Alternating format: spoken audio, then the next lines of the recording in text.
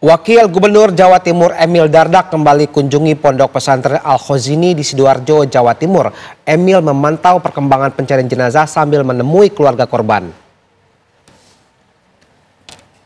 Wakil Gubernur Jawa Timur Emil Dardak mendatangi Ponpes Al-Khozini bersama istrinya.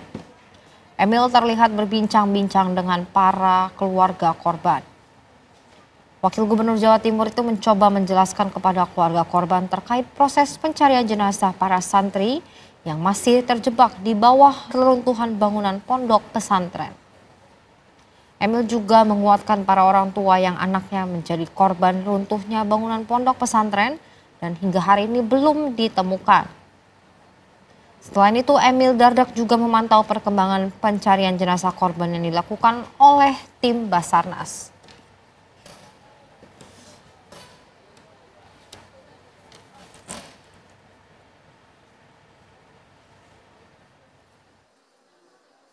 Jadi dari 34 yang dievakuasi setelah alat berat dioperasikan pada tanggal 3 kemarin, ini sudah ada 34, 3 teridentifikasi artinya masih 31. Nah ini kita memang fase evakuasi dengan alat berat saat ini masuki fase konsentrasi pada lantai beton yang miring menempel ke gedung utama.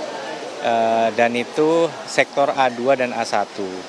Nah ini mungkin diperkirakan akan bisa memberikan kemajuan yang cukup signifikan dalam evakuasi selanjutnya. Fakultas Ilmu Administrasi Universitas Indonesia menggelar diskusi terkait isu pajak digital dan perdagangan melalui sistem elektronik bagi keberlanjutan ekonomi kreatif di Indonesia. Sejumlah permasalahan pun dibahas termasuk pajak bagi pelaku UMKM. Sejumlah tokoh pun diundang dalam diskusi bertajuk Quo Vadis Pajak Digital Menakar Kebijakan Jitu Perpajakan PMSE bagi keberlanjutan industri kreatif di Indonesia. Wakil Menteri Perindustrian Faisal Riza turut hadir memberikan pandangannya. Isu pajak perdagangan melalui sistem digital menjadi fokus utama diskusi kali ini dan menurut pakar perpajakan, pajak digital ini berdampak pada sektor UMKM sehingga harus segera ada playing field agar para pelaku usaha punya kesetaraan atau adil dibanding perusahaan luar negeri. Ini menjadi PR pemerintah untuk menentukan aturan pajak yang adil dan transparan dan pemerintah harus menjaga iklim ekonomi usaha di Indonesia tetap stabil.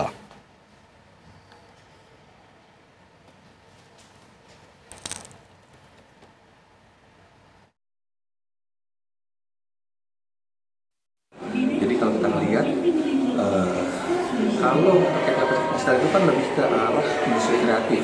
Industri kreatif itu sama dengan si UMKM. Jadi peran pemerintah ini untuk memperbaiki atau menjaga iklim ekonomi usaha di industri atau UMKM ini juga bisa lebih stabil dan punya going concern yang baik gitu ya. Lagi di tengah kondisi ekonomi yang lagi lesu, kondisi ekonomi dan politik yang memang agak sulit ya, banyak pengangguran di mana-mana.